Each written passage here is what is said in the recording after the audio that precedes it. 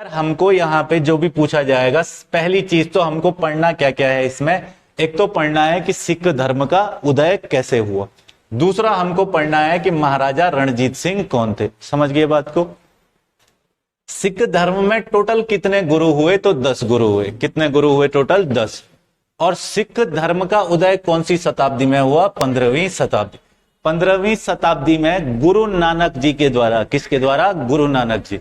गुरु नानक जी के द्वारा सिख धर्म की शुरुआत कर दी गई। गद्दी परंपरा की शुरुआत करने वाले व्यक्ति कौन थे? गुरु नानक। यानी पहले गुरु, संस्थापक या नाथ पंथ चलाने वाले व्यक्ति कौन हो जाएंगे? गुरु नानक। और गुरु नानक के अनुयायियों को ही क्या कहा गया? सिख कहा गया। पूछेगा तुमको इनके बारे में बेसिक बातें, तो गुरु नानक का जन्म कहां हुआ था? तलवंडी में। इनके पिता का नाम क्या था? कालू जी। इनकी माता का नाम क्या था? सुलक्षणी। क्लियर हो गया। इनकी उपाधि पूछेगा, इनकी टाइटल कौन सी थी? तो हजरत रबुल मीज। कौन सी उपाधि थी इनकी? हजरत रबुल मीज की। क्लियर है इतना। इसके अलावा तुमको ध्यान रखना है कि इन्होंने अपने शिष्य लहना को, किसको? लहना। इनका शिष्य था जिसका नाम क्या था? लहना।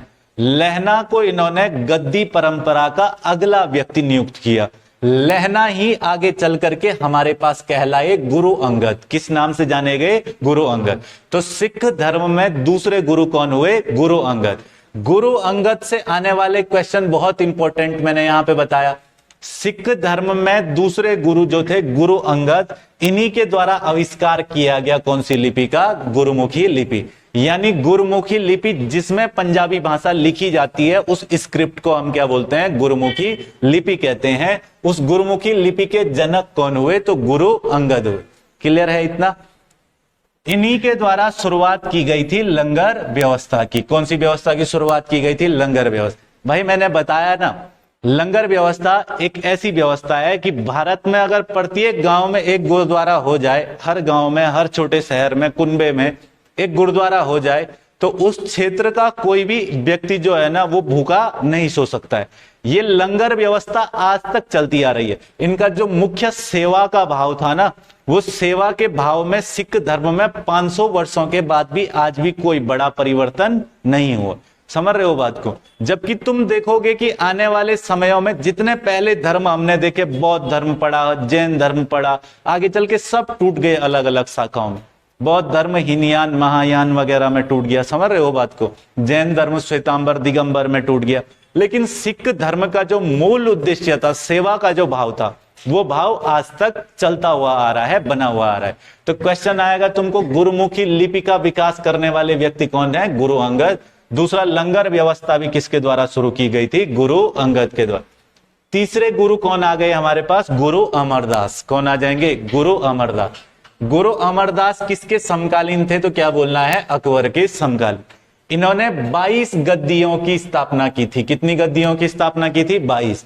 और ये 22 गद्दियों की स्थापना इन्होंने अपने उपदेशों के प्रचार और प्रसार के लिए की थी।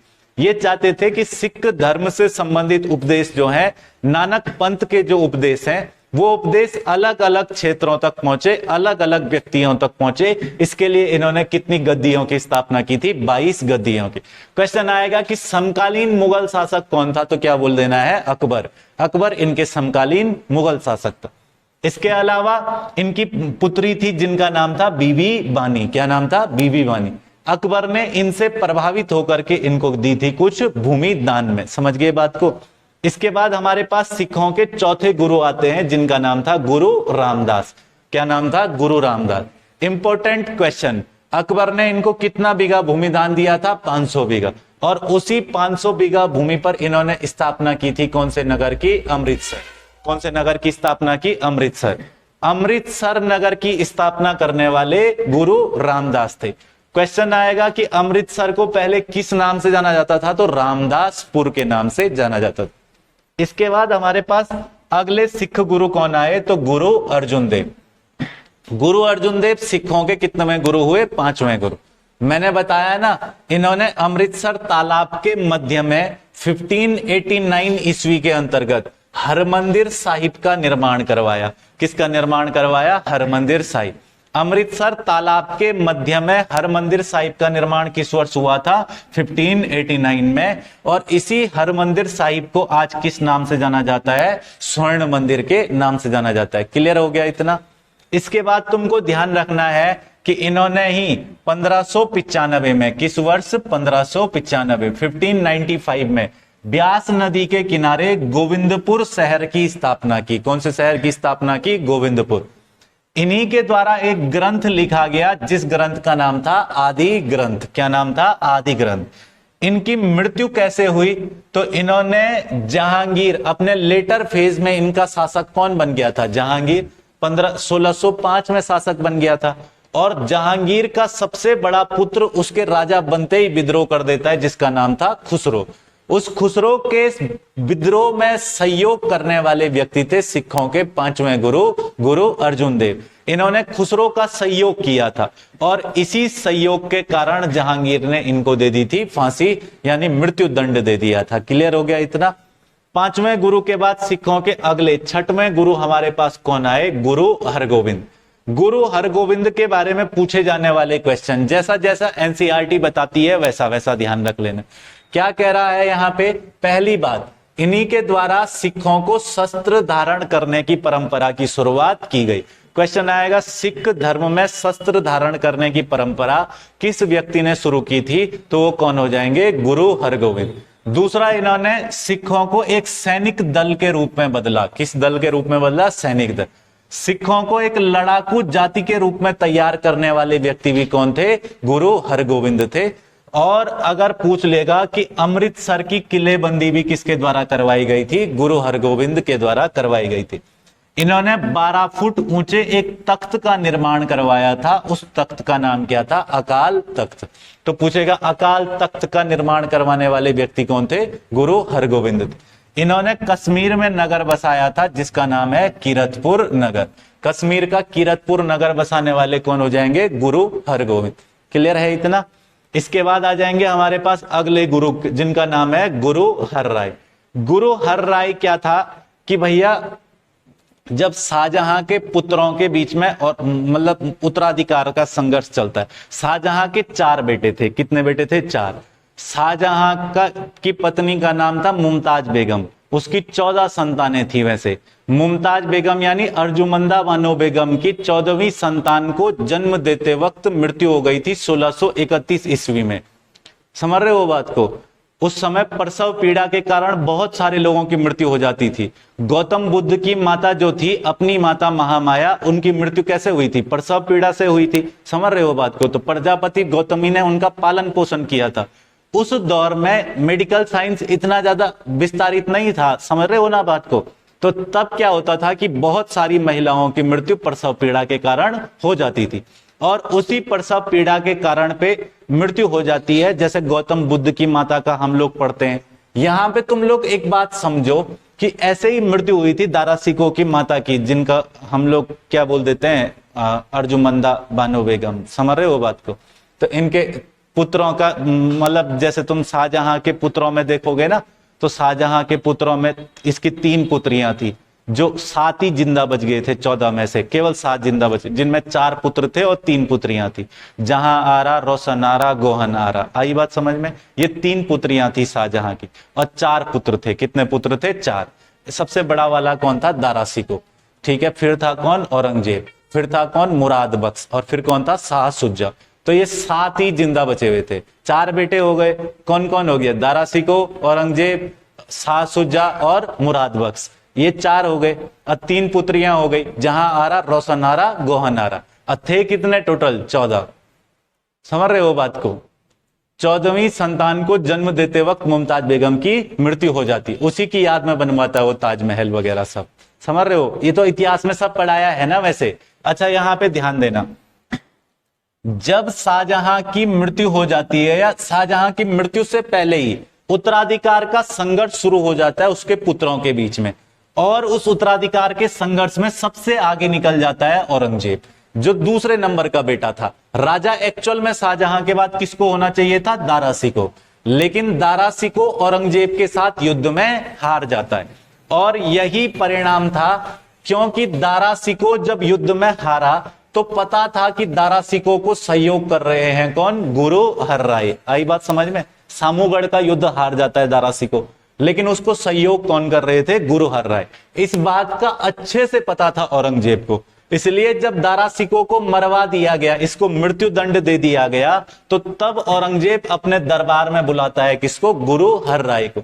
परंतु गुरु हर्राय स्वयं उसके दरबार में नहीं गए, उन्होंने अपने पुत्र गुरु राम राय को मतलब दरबार में भेजा था। आई बात समझ में। राम राय को दरबार में भेजा था औरंगजेब के दरबार में, लेकिन औरंगजेब गुरु राम राय से बहुत ज्यादा प्रभावित था और इसने गुरु राम राय की बहुत से प्रसन्नता से स्वागत किया। इस बात से नाराज हो गए गुरु हर्राय कि मतलब राम राय को वहां मतलब राज्य का प्रतिनिधित्व करने के लिए भेजा था, अपना प्रतिनिधि के रूप में भेजा था, और ये उधर औरंगजेब ने इसका स्वागत वागत मतलब गुरु राम राय का स्वागत वगैरह करा, है ना। तो इस बात से नाराज हो गए थे कौन, गुरु हर्राय। इन्होंने घोषणा कर दी थी कि राम राय को इनकी मृत्यु के बाद गद्दी परंपरा से वंचित रखा जाएगा और गद्दी का असली हकदार इन्होंने अपने छोटे पुत्र को बनाया था, जिनका नाम क्या था, हरकिशन। क्या नाम था, हरकिशन। आई बात समझ में। गुरु राम राय को गद्दी से वंचित कर दिया, तो गुरु राम राय कहां आ गए, देहरादून। और देहरादून में जो झंडा साहिब वगैरह है वो इन्हीं के द्वारा स्थापित है। आगे चल करके इन्होंने यहाँ एक अलग गद्दी की स्थापना की। इनके अनुयायियों को देहरादून में राम राय कहा जाता है। क्या बोला जाता है, राम राय। परंतु सिख धर्म में अगले गुरु जो हुए वो कौन हुए, गुरु हरकिशन हुए। गुरु हरकिशन के बारे में कुछ विशेष नहीं है। इनका अपने भाई गुरु राम राय से विवाद लंबे समय तक चलता रहा और उसके बाद सिखों के 9वें गुरु हुए कौन, गुरु तेग बहादुर। गुरु तेग बहादुर वो सिख गुरु हैं जिनका नाम लेते हुए सीना गर्व से चौड़ा हो जाता है। गुरु तेग बहादुर के बारे में कहा जाता है कि गुरु तेग बहादुर को मिलने के लिए बुलाया था किसने, औरंगजेब ने, और औरंगजेब ने इनके ऊपर जबरन इस्लाम थोप दिया था। औरंगजेब ने इनको जबरदस्ती इस्लाम स्वीकार करने के लिए प्रताड़ित किया, परंतु गुरु तेग बहादुर नहीं माने। इन्होंने साफ मना कर दिया कि वो इस्लाम वगैरह स्वीकार नहीं करेंगे। औरंगजेब इस बात से सहमत हो ही नहीं पाया। उन्होंने गुरु तेग बहादुर पर इतना दबाव बनाया इस्लाम स्वीकार करने के लिए कि हर हद तक प्रताड़ना दी। इनके शरीर पर ब्लेड से कुरान की आयतें गुदवा दी, कीलों से पूरा शरीर गुदवा दिया। इतना बुरा प्रताड़ित किया था गुरु तेग बहादुर को।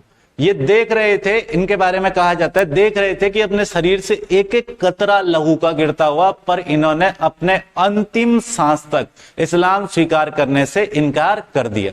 और इसी वजह से गुरु तेग बहादुर की इस प्रताड़ना के कारण 4 दिन के अंतर्गत हो गई थी मृत्यु।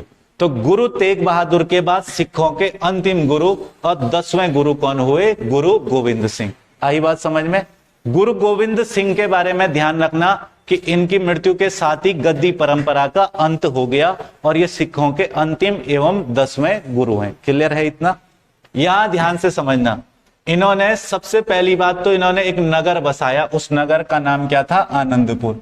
आनंदपुर नगर बसाने वाले कौन थे, तो गुरु गोविंद सिंह।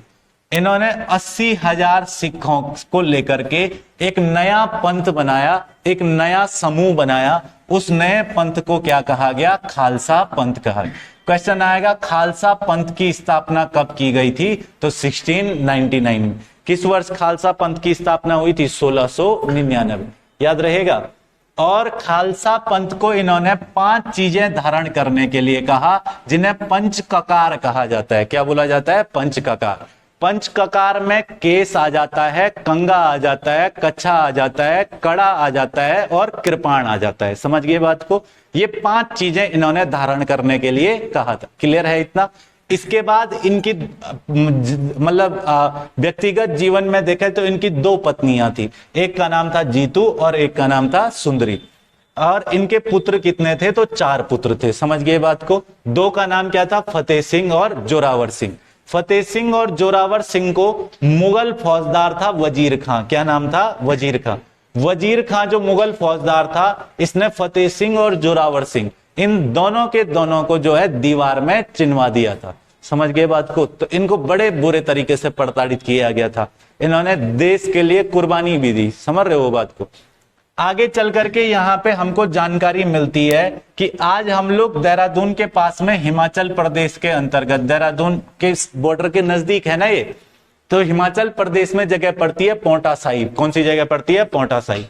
इस पोंटा साहिब की स्थापना करने वाले व्यक्ति भी कौन थे? गुरु गोविंद सिंह थे। कौन से सिख गुरु के द्वारा पोंटा साहिब की स्थापना की गई? गुरु गोविंद सिंह के द्वारा। मैंने तुम्हें फतेहपति शाह के समय पे एक युद्ध भी पढ़ाया होगा, भगाणी का युद्ध। कौन सा युद्ध पढ़ाया था? भगाणी। भगाणी का युद्ध फतेहपति शाह और गुरु गोविंद सिंह के बीच लड़ा गया था, जिसकी जानकारी गुरु गोविंद सिंह जी के मतलब आत्मकथा वाले ग्रंथ विचित्र नाटक से मिलती है। वहां पे मैंने अच्छे से समझाया है ये युद्ध। अच्छा, इन्होंने एक तो ग्रंथ लिखा कृष्णावतार। कौन सा ग्रंथ लिखा? कृष्णावतार। एक अपनी आत्मकथा लिखी विचित्र नाटक, और एक ग्रंथ लिखा चंडी धीवर। यहां से क्वेश्चन आता है, इनकी आत्मकथा कौन सी है? तो विचित्र नाटक। इनके द्वारा लिखे गए अन्य ग्रंथ कृष्णावतार और चंडी धीवर। इसके अलावा सिखों का सबसे अधिक ऊंचाई पर स्थित तीर्थ स्थल कौन सा हो जाएगा? हेमकुंड साहिब। चमोली जिले में आता है, ठीक है ना। अपने यहाँ गोविंद घाट से पैदल रास्ता शुरू हो जाता है, समझ गए।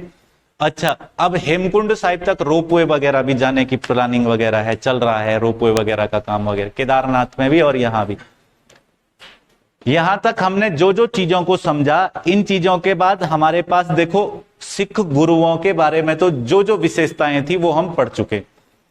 सिख गुरुओं के अंतिम समय गुरु गोविंद सिंह की हत्या कर दी थी, मैंने तुम्हें बताया। दक्षिण भारत के अंतर्गत गोदावरी नदी के किनारे इनकी हत्या कर दी जाती है। जब इनकी हत्या करने वाले दो व्यक्ति थे, वजीर खान और जमशेद खान। इन दोनों लोगों के द्वारा इनकी हत्या कर दी गई थी, ठीक है। तो इसको तो तुम लोग नोट वोट कर लोगे, कोई दिक्कत नहीं है, ठीक है ना। दूसरा हम लोगों को इसके अंतर्गत पढ़ना है, जिसको हम कहते हैं पंजाब राज्य। क्या बोल देते हैं? पंजाब राज्य। पंजाब राज्य के अंतर्गत क्या है ना, कि ये पंजाब राज्य के बारे में पहले तुम थोड़ा सा समझ लो क्या क्या बातें हैं यहाँ पे। एक तो बेसिक बातों से तुमको थोड़ा सा ना शुरू करने वाली बात ध्यान से समझना। बात शुरू करेंगे अगर हम लोग पंजाब राज्य से, तो क्या ध्यान रख लेना है तुमको यहाँ पे? पहली बात कि पंजाब राज्य के जो संस्थापक हुए, या फिर मैं अभी संस्थापक ना कहूं, तुमको केवल छोटी बातें बता देता हूं। पंजाब शब्द का मतलब होता है पंच आब। क्या होता है? पंच आब। पंच आब दो शब्दों से मिलकर के बना हुआ है पंजाब। पंच का मतलब होता है पांच, और आब का मतलब होता है धाराएं। आब का मतलब क्या होता है? धाराएं। तो पांच धाराओं के बीच का जो क्षेत्र है उसका नाम है पंजाब। समझ गए बात को?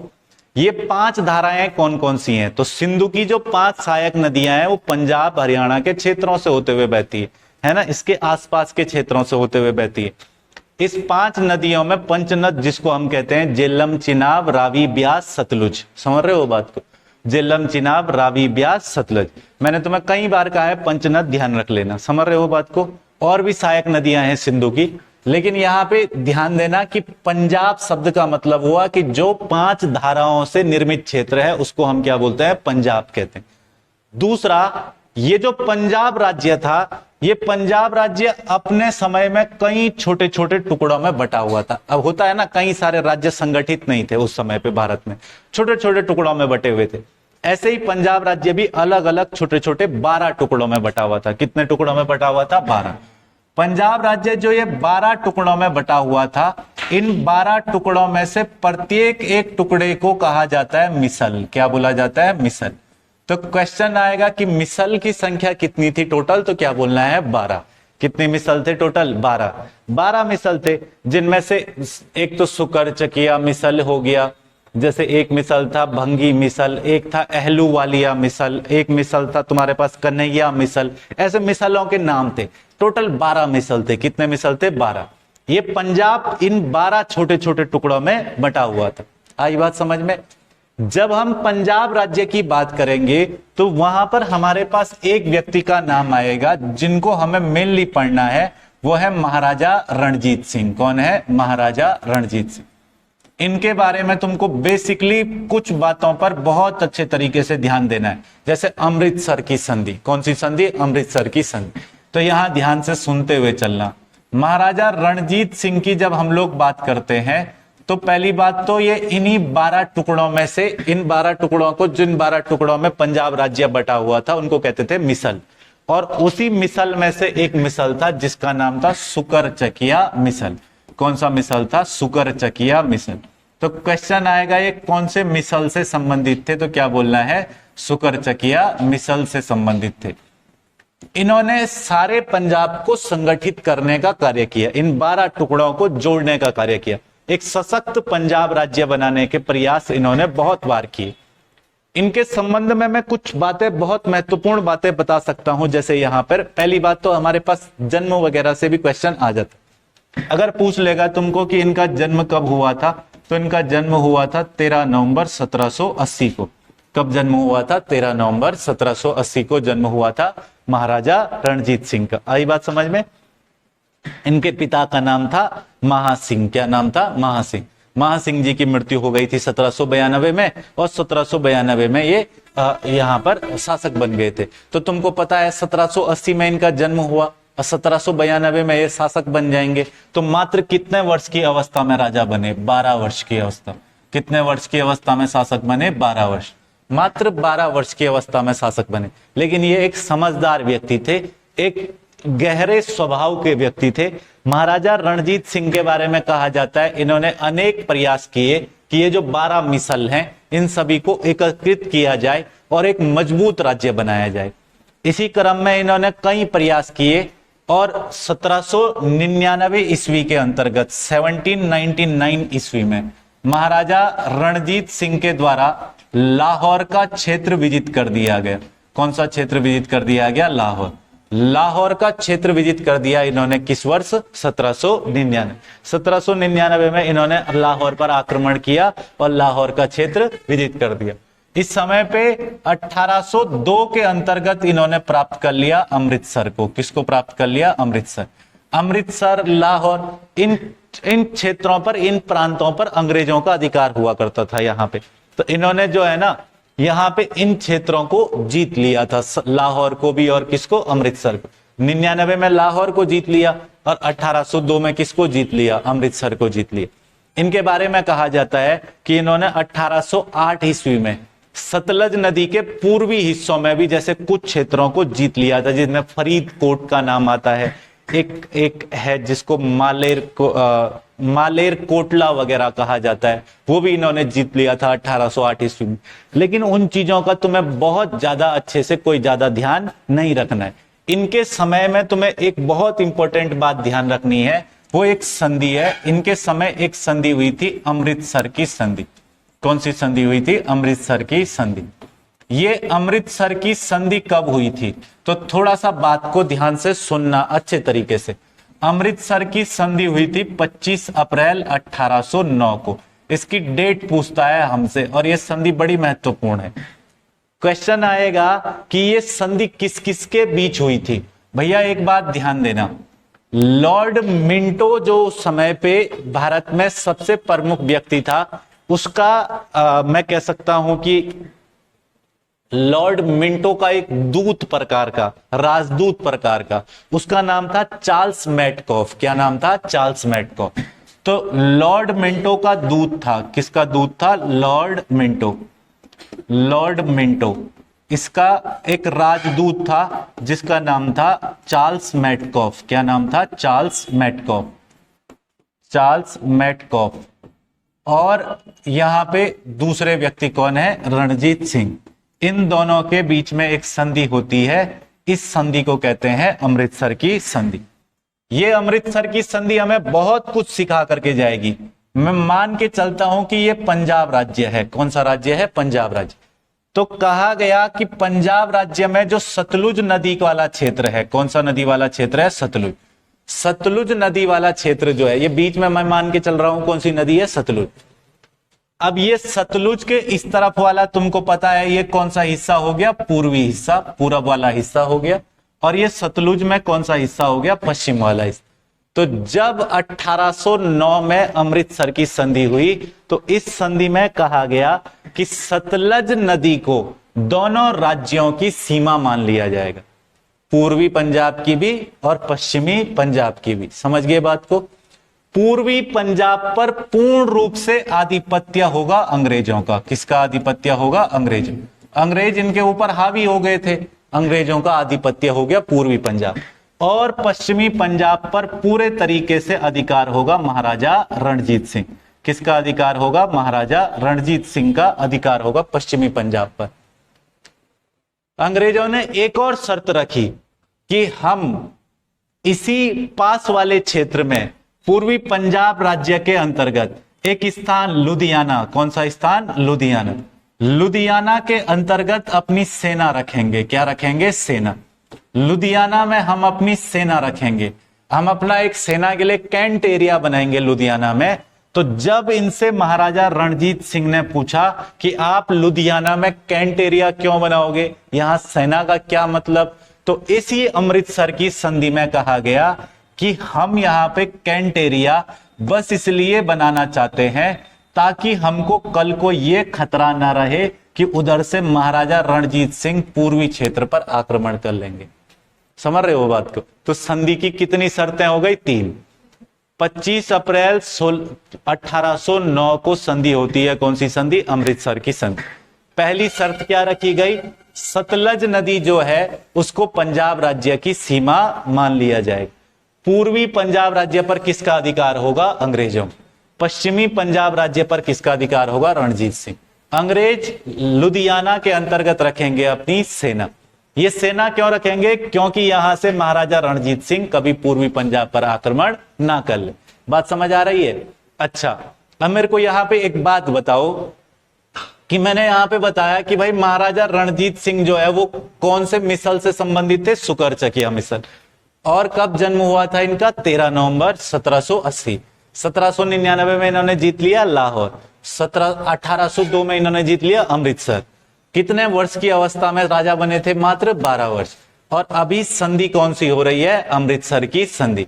अमृतसर की संधि किस किस के बीच हुई थी? तो लॉर्ड मिंटो के राजदूत चार्ल्स मैटकॉफ और रणजीत सिंह के बीच में।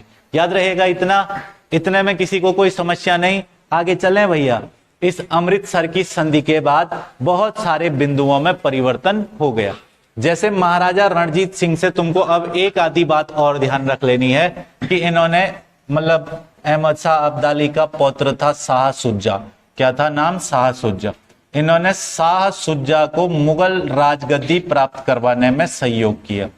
इन्होंने शाह सुजा को मुगल गद्दी प्राप्त करवाने में भी सहयोग किया। अगर पूछेगा मुगल गद्दी प्राप्त करने में शाह सुजा को किसने सहयोग किया था, तो क्या बोल देना है? महाराजा रणजीत सिंह। यहां से हमारे पास क्वेश्चन इसलिए इंपॉर्टेंट हो जाता है ना, क्योंकि जब इन्होंने शाह सुजा को मुगल गद्दी प्राप्त करवा दी तो शाह सुजा ने इनको भेंट किया था कोहिनूर का हीरा। क्या भेंट किया था? कोहिनूर का हीरा। ये कोहिनूर का हीरा मैंने तुम्हें बताया था बड़ा इंपॉर्टेंट हीरा है। समझ रहे हो बात को? भारत के इतिहास में हम खूब पढ़ते हैं इसको, है ना।